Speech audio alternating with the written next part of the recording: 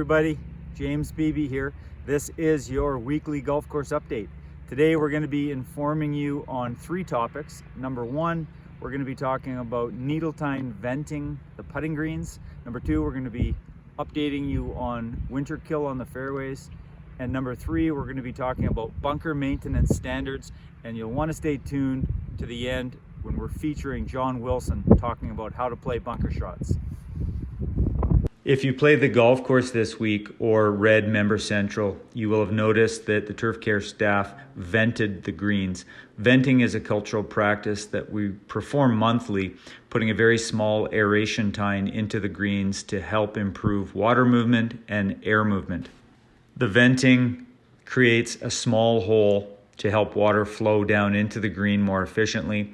And once the holes are rolled afterward, golfers will see minimal to no effect on ball roll. Members who have played the golf course this spring will have recognized there are a couple of holes on the golf course. We've got pictures here of number 8 Hawk and number 1 Raven, where there is some winter kill on the fairways.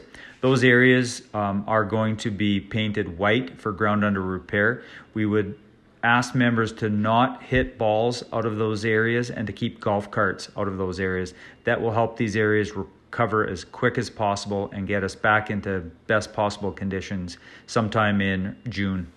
Before we get into talking about the golf course maintenance standards protocol for bunkers here at Priddis, I would like to qualify all of our comments by saying that bunkers are the number 1 complaint at all golf courses.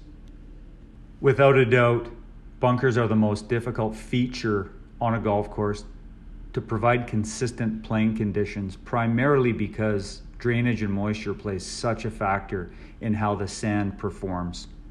Even at the Augusta National during the Masters, players plug balls in the face and complain that there's not enough sand in the floors. Because each bunker is going to have a different moisture content in it, the most important part of consistency isn't necessarily from bunker to bunker, but it is important to have consistency from where you stand, that it's the same firmness as where the ball is, so that you can feel the bunker shot is going to be either soft or firm, and you can make the appropriate swing. A south-facing steep slope bunker is going to dry out and play softer than a north-facing bunker that retains water and that is flat. With all that being said, the 135 bunkers here at Priddis Greens are raked 7 days a week, and our standards are for them to be clean and debris-free, free of grass, weeds, pine cones, uniform so that the bunker shape is uniform, it doesn't have waves in it, smooth so that there's no sand in front or behind the golf ball, firm underneath with a 1/4 inch soft up top. With these standards in mind, I would now like to introduce our feature guest, golf professional John Wilson, to talk about the right club selection and how to play a golf shot. Good morning, everybody. Great to be here at one of my favorite holes, Raven number 9, talking about bunkers. We are so fortunate to have unbelievable great bunkers and consistency here at Priddis Greens. There's really only 2 things that can go wrong. 1 is the tools of the trade that you're using, and 2 is your technique. A little bit about the tools. It's important to have a variety of wedges in your bag to be able to execute different golf shots out there. I feel that perfect conditions that we do have at Priddis, the proper bounce on your wedges should be somewhere between 8 and 12 degrees.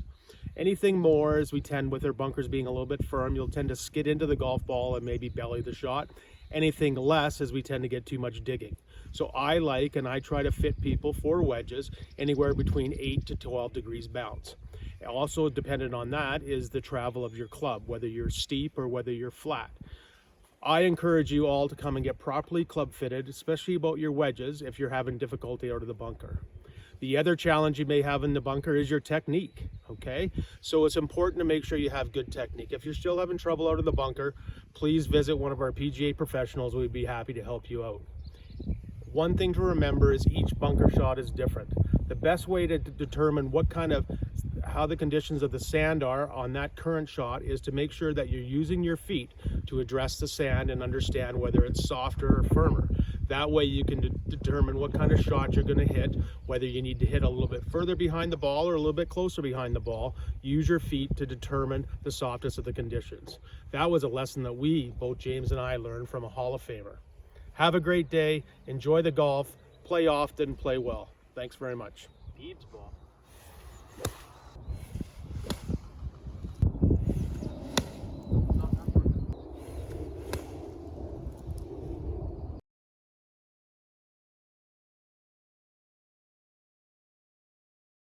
Always remember to leave the bunker in a better condition than you found it. Always rake the bunker, fill in your footprints and where you made the divot. Thanks very much. Enjoy your day. Good morning once again, ladies and gentlemen. I'm back here at number 8 on the Raven, one of my favorite par 3s on the golf course. I have, as I often do, hit my shot into the greenside bunker here. A couple of things to remember when entering the bunkers: please enter on the low side. Even though it's closer to get to the pin that way, that's a high side. We don't want to crush the bank of the sand and make a mess of everything. Enter in on the low side. This is when we start to identify what's going on in the bunker. I can see that there's a little bit more moisture on the sand there. It's earlier in the morning, so I'm going to play this bunker shot anticipating that the sand's going to be a little bit wetter.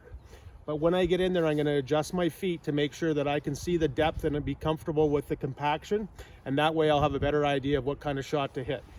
So I've adjusted my feet here. I feel that it's quite firm here. So what I'm going to take is I'm going to take my most lofted wedge. I've got a fairly steep bank, my most lofted wedge with the least amount of bounce. And I'm going to get a little bit steeper on my shot here to make sure I get that ball up. I don't want to dig too much into the sand because it's pretty firm. I also want to feel like my club's going a little bit more vertical to give me more of a V swing rather than a rounded swing at the bottom. So a little steeper back, a little steeper through.